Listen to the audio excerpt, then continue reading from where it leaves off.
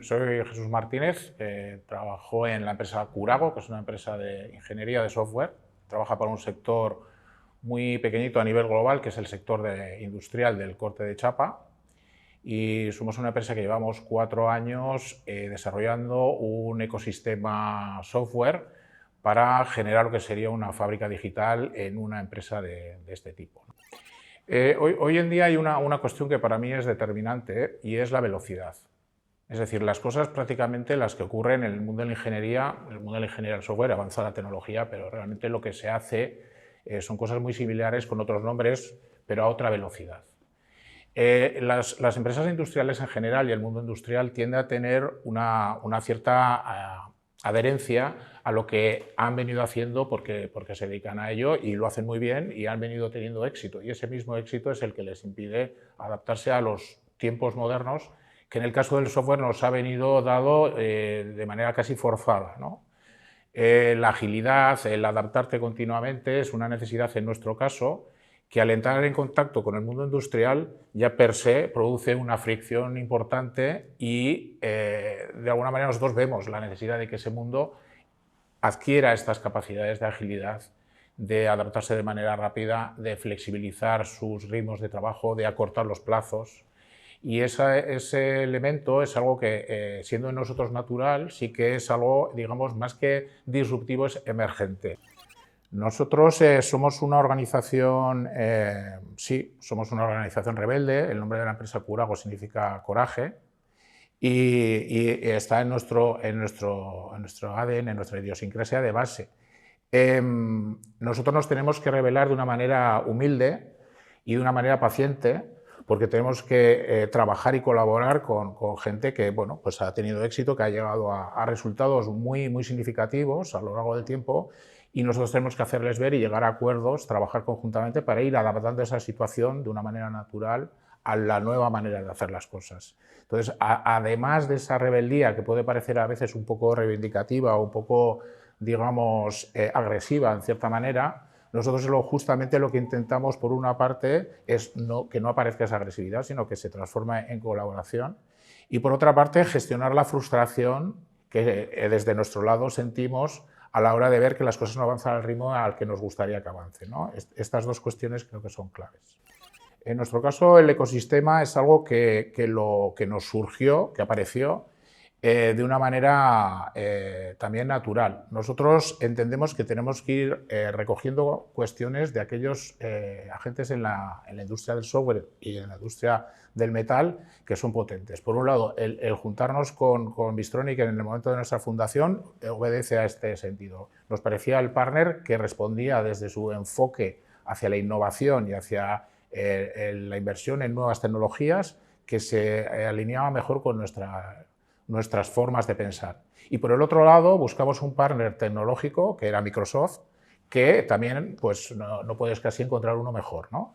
Entonces, a partir de ahí, Curago hoy en día es una empresa que se acerca a los clientes de la mano de dos grupos, como es Bystronic y como es Microsoft, y que está trasladando una digitalización industrial en el sentido esencial, es decir, no con un objetivo concreto, sino decir, bueno, vamos a empezar a andar un camino y ¿qué es lo que te va a hacer falta? Probablemente no va a ser exclusivamente algo que provenga de estos dos partners que ahora mismo con los que trabajamos, sino que puede ser que haya empresas de consultoría, formación, mil cosas que necesitemos adquirir e incorporar para que finalmente el proceso en el cliente se acabe dando, porque realmente nosotros tampoco tenemos ahora mismo descrito plenamente cuál va a ser ese proceso que va a llevar al cliente a esa transformación que buscamos.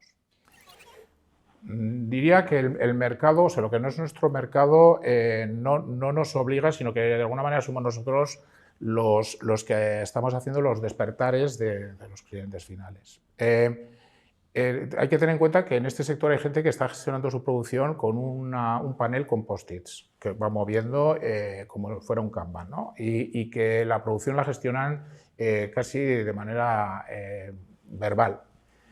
Nosotros llegamos allí con una herramienta que digitaliza los procesos, que les muestra una serie de informaciones y el efecto es asombroso, ¿no? La gente dice, bueno, esto no me lo podía esperar yo, que podía hacer todo este tipo de cosas. A partir de ahí en ellos se despierta una creatividad inmensa y empiezan a conectar cosas que en su día descartaron por imposibles, que pueden incorporar a su día a día en la gestión. Entonces, el asunto es, eso les está convirtiendo en unos agentes que, de ser una empresa que está asumiendo que su destino es el recorrido que tengan, les vuelve unas empresas a su vez mucho más ambiciosas, mucho más rebeldes, digamos, en ese sentido, de ir buscando de una manera más sistemática el cómo pueden hacer para mejorar sus capacidades de adaptación al medio. No tanto ser más productivos o más eficientes, sino decir, bueno, ¿cómo incorporo, cómo integro yo toda la empresa para que todo el mundo esté alineado, para que el que hace presupuestos esté sabiendo qué pasa en la máquina y cuándo puedo hacer esto y demás, y que todo sea como mucho más natural y no tan compartimentado, incluso en empresas muy pequeñas? Nosotros, desde el principio, en el trabajo, incluso antes de empezar con la empresa, a incorporar a las primeras personas, definimos un modelo de gestión de personas que llamamos Curago Experience, la experiencia que se vive dentro de la empresa, ¿no?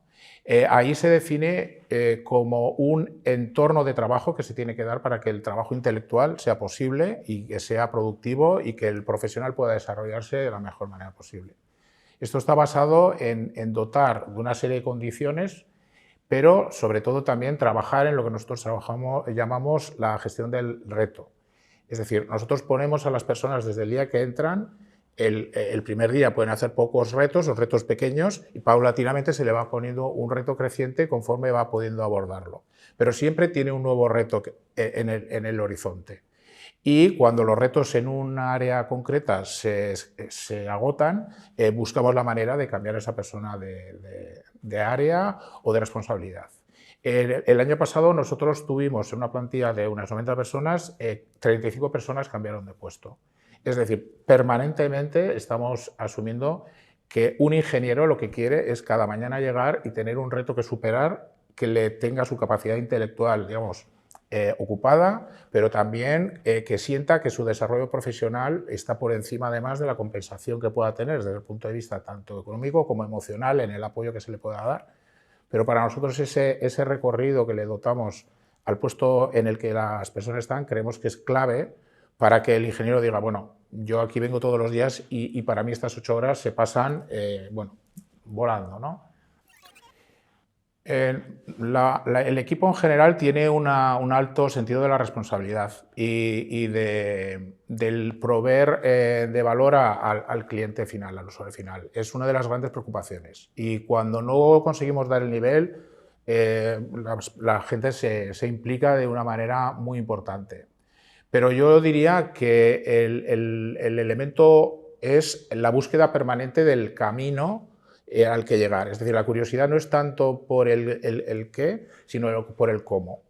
Y hay muchos elementos que participan en un proyecto de este tipo, en el que tanto desde el punto de vista del desarrollo del producto como desde el punto de vista de cómo implanto eso y cómo lo encajo eso dentro de la casa del cliente, se produce una creatividad permanente sobre una base de un sentido de la responsabilidad importante. Con lo cual yo creo que ahí hay una combinación de que, vale, hay que ser curioso, hay que explorar, pero tienes que tener en cuenta que tú tienes un cliente con una producción que no puedes parar, ¿no?